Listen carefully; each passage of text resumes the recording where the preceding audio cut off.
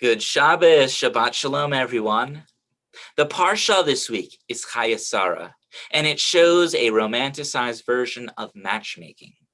The artistic vision of Sarah and Abraham's relationship at the time of Sarah's death does not match the reality of their very human relationship.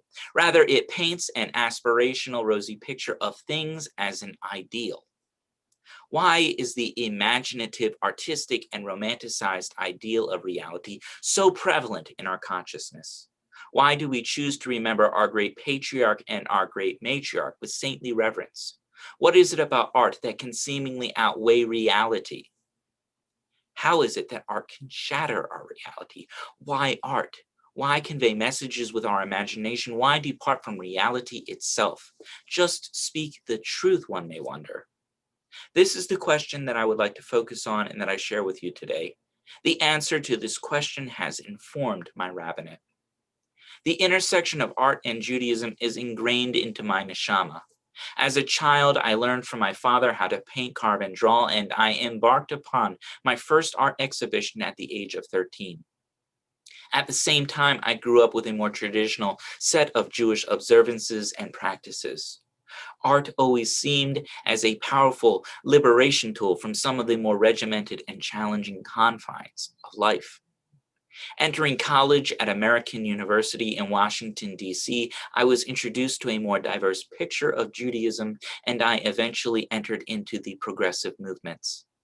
I completed an MA in Holocaust and Genocide Studies and an MA in Jewish Studies from Gratz College, in which I focused on the intersectionality of artistic cinema as a conduit for confronting anti-Semitism during the height of fascism in the 1930s.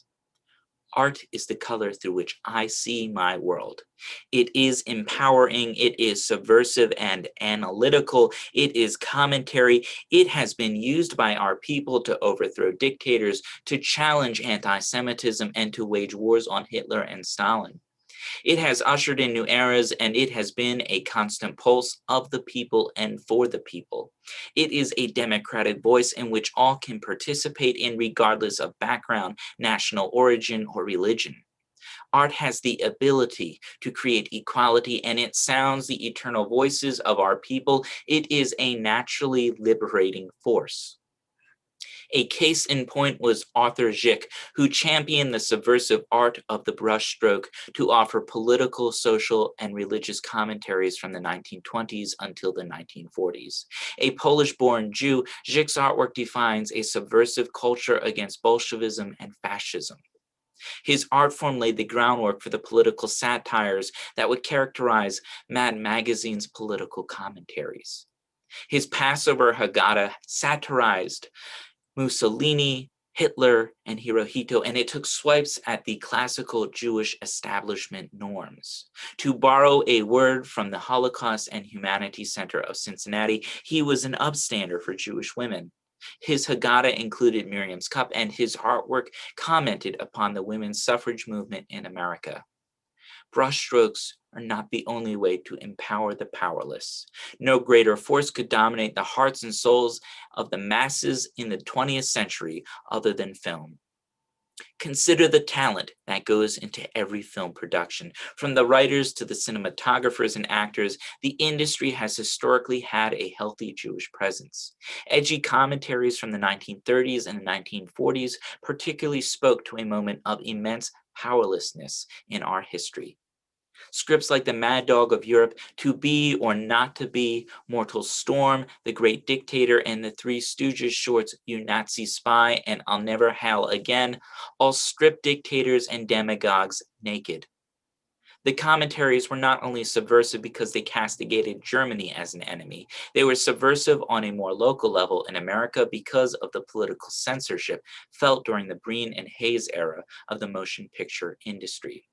Some films were simply too edgy for their time. It Can't Happen Here, a theatrical adaptation of Sinclair Lewis's book, was so heavily censored that it was only recently picked up again by production studios.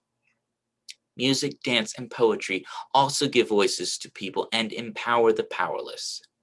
Each offers a promise of equanimity and a voice for the oppressed and the disenfranchised. I am reminded of Paul Robeson's impressive and provocative performance of Zogny Kamel in Moscow during 1949 at the height of Stalin's purges. Although not Jewish, a Christian-born African-American, Paul Robeson used the Mamaloishan to stand with the Jewish people. Robeson led an entire life of subversion and was blacklisted from the United States during the McCarthy era. Although he never publicly acknowledged it, his performance in Moscow was a swipe at Soviet leadership for its purge against the Jewish people. A model of this subversive artist, nothing was unintentional for Robeson. His performance in Moscow was an act of artistic dissent. The great subversive generation of the 1960s and the 1970s likewise used music as a vehicle for change and as an opportunity to tune out during an unpopular chapter of American politics. Figures like Bob Dylan commanded a following unlike anything seen in music scenes today. His music, which could hardly be called popular because of his voice, remains American poetry. The movement he became a part of was a widespread liberation of thinking, namely challenging the status quo, systemic racism, pervasive attitudes of anti-Semitism, and a generally decrepit old world order of thinking.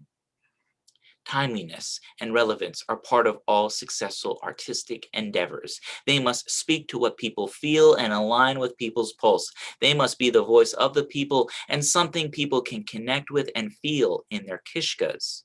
For someone to put their heart and soul into something, it must fundamentally offer them hope over despair. One person who lived this was an individual I met as part of my first units of clinical pastoral education as I worked in one of Cincinnati's hospitals as a chaplain. One day I entered into the room of an elderly man. I expected to serve him spiritually that day, but he delivered a story that emboldened my theology. I immediately knew from his name and from his self-designated religious affiliation that he was a Russian Jew, an immigrant from the former Soviet Union.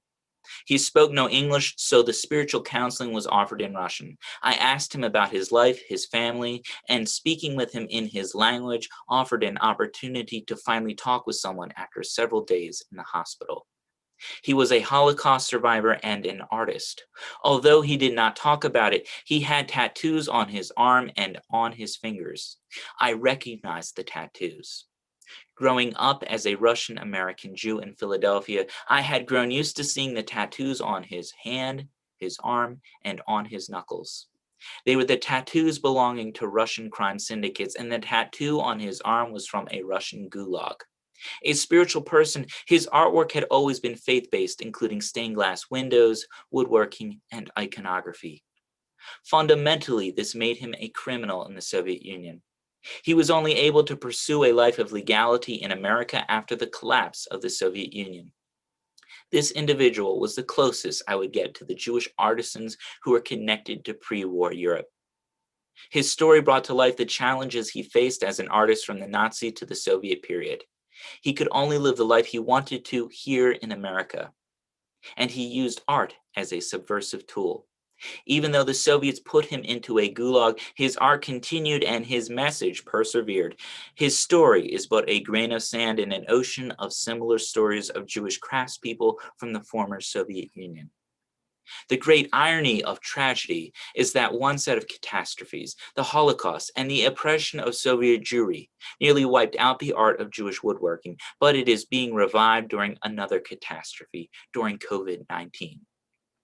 During my time here at Hebrew Union College Jewish Institute of Religion's rabbinical program, I embarked upon the Opening the Ark project. The project began as part of my capstone project earlier this year, but it has now grown into its own nonprofit 501c3. For those unfamiliar with it, the Opening the Ark project of Cincinnati is currently involved in reconstructing one of the great wooden arks of the Polish-Lithuanian Commonwealth. The ark undergoing reconstruction was among the jewels of European Jewry. Towering and coated in vibrant colors, it stood in Sidra, Poland, but it was destroyed by the Nazis in 1942. With Polish, Sephardic, Ashkenazi, and Russian influences, it testified to a Jewish dialogue and to the Jewish mastery of art, artistry, and carpentry. The current project responds to some dilemmas affecting Jewish life in America today, and it will redefine how many engage with Judaism and with Holocaust education. The reconstruction effort is an open canvas for people who wish to try to find a new relationship with Judaism. Regarding engagement, this project reaches inside and potentially outside of our Jewish community, and it involves people in new ways. It is compelling because in a world that can often seem challenging and even disheartening, the project continues to provide hope and empowerment. It can liberate us from the trials and tribulations we face today, and it can lift us up. The cohort of artisans involved with the project have found the project a healthy escape from the confines of COVID-19. Under the circumstances of a pre-COVID-19 world, much of their contributions may have been impossible. From the skilled workers, the structural engineers, to the architects, most have been laid off and have chosen to volunteer their time to a 501c3 for government benefits. Today, I have a volunteer coordinator and a team of artists and volunteers lining up to volunteer their time throughout every week. This has helped for people to reimagine Holocaust education as an experience of personal investment. With a line out the door of painters, woodcrafters, architects, and engineers, Holocaust education has reached a new level, and the art itself is helping uplift the artists' souls. Yet woodworking also liberates the Jewish soul from a nasty postmodern stereotype that Jews are not particularly handy or versatile with tools. Reclaiming our rightful place as competent, skilled workers is nothing to be ashamed of. Imagine ourselves as the new Jew, empowered with power and hand tools. The language of empowerment via hand and power tools is something that groups like Women's Workshop of Richmond, Indiana, have adopted to empower disenfranchised groups, namely women and women of color, to feel a sense of ownership in a heavily male-dominated profession. For the great majority of Jews interested in volunteering for the project, men and women alike, this was their first opportunity to operate hand and power tools. Using these tools for the first time is a powerful act.